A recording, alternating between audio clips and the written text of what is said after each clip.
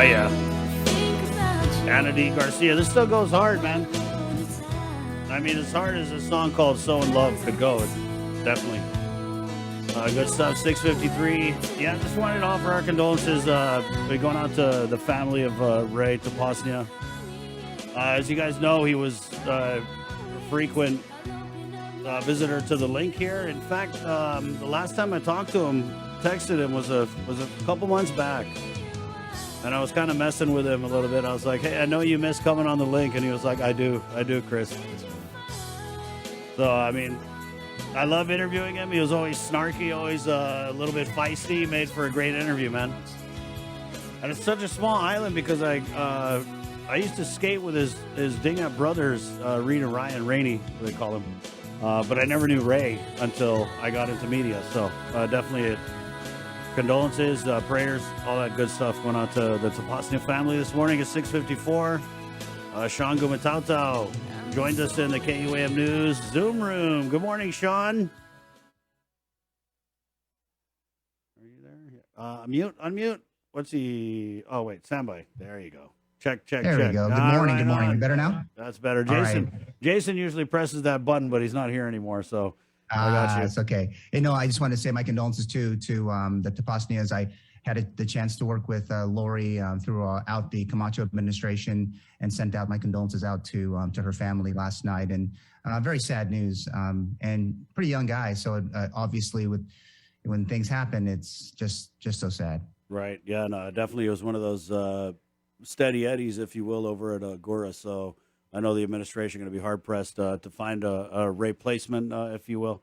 6:54. Shawn, there were some curious developments out of the Republican Party of Guam here. They had put out a release last night touting an announcement that was supposed to happen today at noon. But I think somewhere over there at the GOP headquarters, maybe they forgot it was a holiday, and that was kind of rescheduled to Tuesday.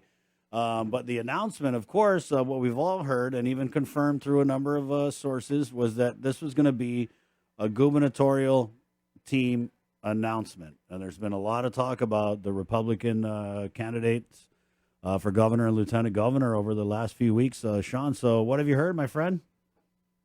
Well, let me just start by saying this. I've had the privilege to cover 15 elections, not cover, but I was involved. I either covered it or participated in the 15 elections. I mean, that's a lot. And when I look at the announcement coming up, it just kind of brings the entire cycle to a different level. Obviously, with the current incumbent governor doing her thing, expecting a challenge on the other side, and now the GOP throwing their hat in the race, it's going to make it for a very interesting 8 months to come plus. Right. Shawn, and I feel like both of us are kind of tippy-toeing around what the actual announcement is going to be. But we did get it confirmed from Phil Flores yesterday, so I don't know who's going to say it. Is it going to be you or me? Or are we just going to pretend like I'm not sure what the play is here? Well, I mean, I got a chance at Talafofo Mass to find out. So at least that in terms of what will happen on Tuesday, I will kind of leave it to the party to make their full announcement. But in terms of, it sounds like the buzz is happening. I mean, if we're hearing it already in the village of Talafofo, I can only imagine from Gigo to Umatic, the kind of energy now to be infused across both parties, knowing that there really is a big race to come for the office of the governor in this coming summer. So very exciting times. Right. So I guess that means I'm going to say it then. So we did. You can say it all you want. I'm not jumping in without getting crazy WhatsApps, phone calls, people saying stay in your lane, that kind of stuff. Well, I'm just like just one political analyst for KUAM. Been doing it for now this would be 12 years now.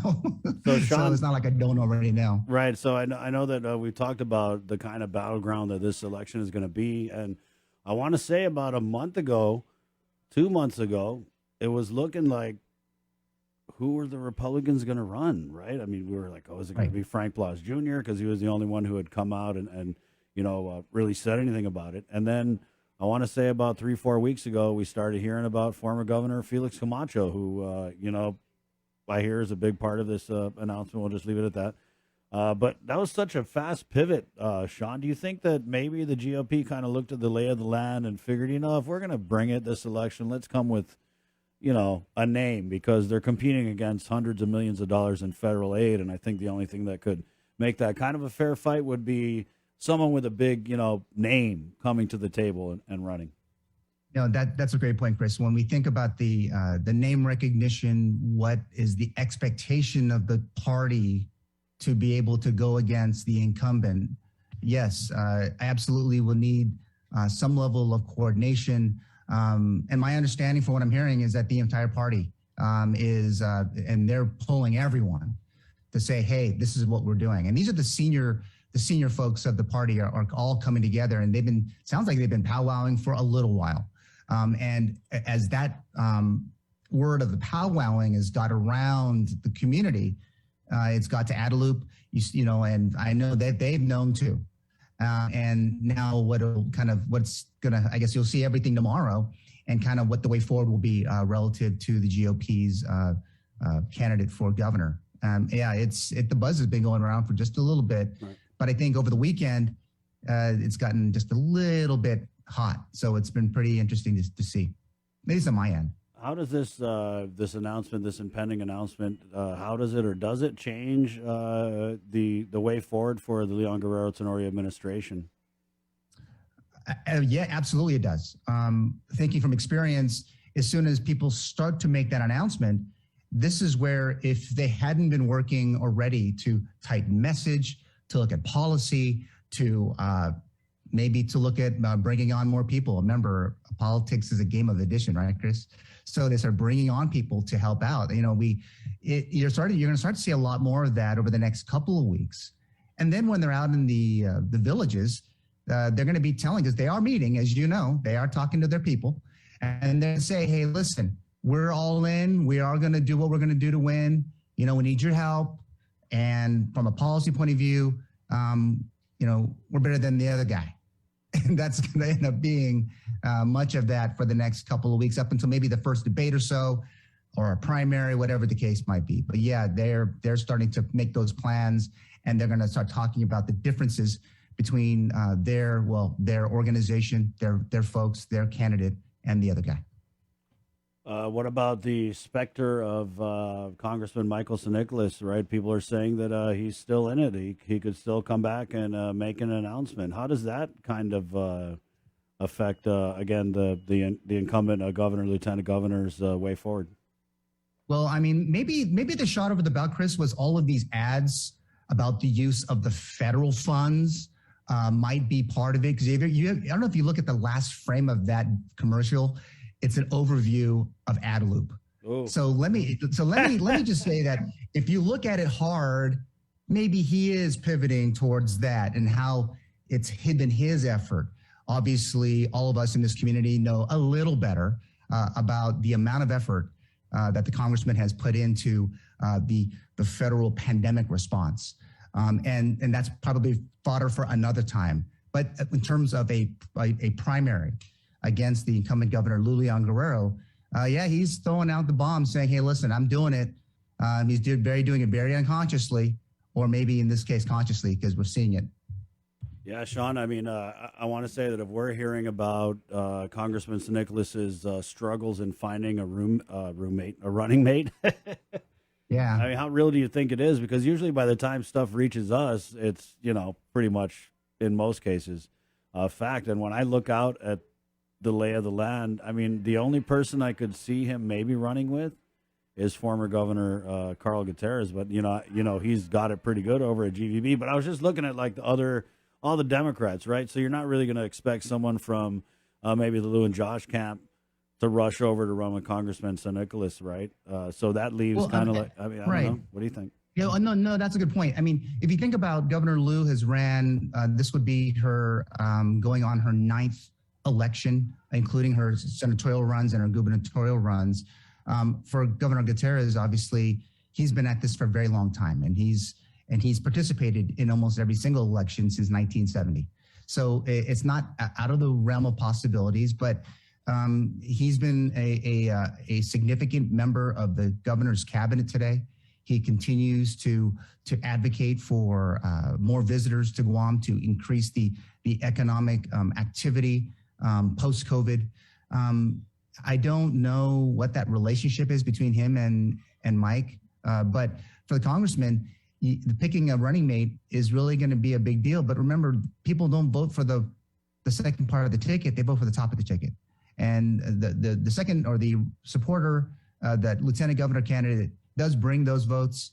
But I don't know. I'm very curious too. I think the people are curious. If he is going to run, who's going to be that guy? Is it going to be a Democrat really, or is it going to be an independent? These guys are. You and I talked on this program about how maybe he goes to another bench to be able to bring someone on, and whether that would poll well, whether that would in fact get Democrats to come to his side. It makes for a very exciting talk here on the link.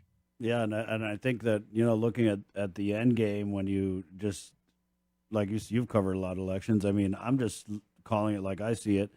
If Congressman St. Nicholas runs in the primary, loses, then you can assume that his supporters would go and support the Republican candidate. Do one of those kind of deals. We see that all the time where someone loses and I don't want to vote for the other person now. We're taking all our people over there. Do you kind of anticipate that happening? Because, I mean, the bad blood between the congressman and the governor, lieutenant governor, I mean, it's no secret. Right. It might be some of them. I mean, people, depending on how they take that campaign. Was the campaign run very well? Was it was it very spiteful in some cases? Will the office of the governor go right after his record? Which I think I was saying on this air, Dr. Underwood went to his record, and then for some reason the community said, well, we don't want to really pick you because you're picking on, you should give him a chance. But a record is going to be the key in this cycle. If you look at on the Democrat side, they can look really at his voting record. They can look at his activity on that whole thing. I'm pretty much giving out the entire strategy for the Democrats if they're going to go against Mike. But the governor of Guam is got the bully pulpit, and that's an important distinction right now because she has a lot of things that are in her favor. Right. The winds at her back relative to federal funds. The winds are at her back relative to the current response. But what will the electorate think when they step in the ballot box against, or in this case, talking about a possible primary run or a primary challenge? Right. And let's go back to obviously the big name floating around, the former governor Felix Camacho, right? So, and if it does end up being him being announced tomorrow, how do you think he runs his campaign? Because I want to say with Underwood, right? You brought up former Congressman Robert Underwood. I think one of the reasons he had a harder time than a lot of people thought he would was because it'd been so long since he ran in an election, and the way it is now with social media, and just it's a whole different ball game to run for office now in 2022 versus maybe what it might have been in 2012, right? So can former Governor Felix Camacho make that pivot and kind of learn how to campaign in this new era? And how does he kind of reintroduce himself to voters, which I think is something that maybe Congressman Underwood might have struggled with? I think at least for Governor Camacho, his strength will probably be the ground game. I mean, and depending how they execute the ground game, it's getting out to the villages. A lot of the contemporaries from when I was working for Governor Camacho are all still out and about. All of us are all doing different things in the community, doing our thing. But the ground game is going to be the difference between winning and losing in the general election. And it's going to be about how much they can perhaps tap that. But Chris, I think that we've been talking about this for years. Is that differentiator with social media, and how social media has kind of changed the complexion of what has been a politics a certain way that we've come to know it. Our parents and our grandparents, since the first election in 1970, this whole social media thing is really kind of added a new dimension, and how it's done, when it's done. That's really going to could it make a difference? I'm not real too sure. And I think we have to, again, think about voter turnout. What does social media do to voter turnout? I'm not a fan of the write-in. The early voting and all that kind of stuff. I think that giving opportunities, yes, is great. But when we look at it, we've seen a decline in our voter turnout. And I am hoping that people would get involved this time and vote for their governor and be as active as they possibly can be. Shawn, when you talk about the ground game, right? So we all know there's different factions both the Republicans and Democrats, right? You've got these Democrats and you got those Republicans. You've got these Republicans, you got those Democrats, right? So when you talk about the ground game, is the ground game of like the Camacho-crats, if you will, right? Those Republicans who kind of align with the Camacho side of things. Are they ready to go? And has the ground game? Because I'm thinking maybe a little rusty. I think they've been all out and about. I mean, from what I've checked, every time I'm going to elections, like I said, we've been at this for a while, and you see everyone's still around, being active. We got a little bit more tsungi. We're not nearly as dark-haired as we used to be. Yeah, right. Hey, man, I'm just saying it's a sign of distinction, right? But we've been around, but still the same things are still occurring, Chris. I mean, people are talking at the dinner tables. People are still talking at the parties. People are trying to get their kids who are of voting age to get them registered. We've seen a lot of our friends pass, which those used to be the big call them the sergeants of the villages are passing away. So who is that torch handed off to? And so yes, it's gonna for 2022. We're gonna see a lot of that, and also hopefully the pandemic is gone and winds have blown that away somewhere. But it will still have its effect on the primary and general election, and it'll be some years before that'll won't be a factor in people's wanting to go out and participate in this process. I mean, you just unpacked a whole lot there from the voter turnout, right? I mean, we know that the political people are getting registered to vote, and they're going to come out and vote. So it's really going to be, like you said, on the independents. But I want to go back to what kind of campaign this is going to be, Shawn. How much of it do you think is going to be, I would have done this versus I will do this? That is a great question. I just don't know. I look at what, I can only see the incumbent. Obviously, we know that she's running. We know that Governor Liu has record to stand on. If she gets challenged, he might have a record. We just don't know what his direction is going to be. He's not Senator Moylan, the antagonist in chief. He's not doing that, or he might, but is that going to resonate with Democrat voters? On the Republican side, it's going to be the contrast between the leadership styles of two very prominent political figures in our society, and where do you believe the direction should be for our community over the next 4 years? Exciting stuff, Shawn. I mean, I'm excited because it was like a couple weeks ago that we heard, okay, former Governor Felix Camacho, but then it was like, oh, who's he going to run with? And I didn't anticipate something being announced like this quickly. Yeah, neither did I. In fact, I'm not going to lie to you. When I heard about it too, it was kind of like great pause is what I'll say. Great pause. Yeah. Yeah, I mean, I'll just say Phil Flores shot me a text last night, and I was like, what? I was like, we can talk about this in the morning. He's like, well, I'm not going to talk about it. And then a little bit later, he's like, okay, hold on. It's Tuesday.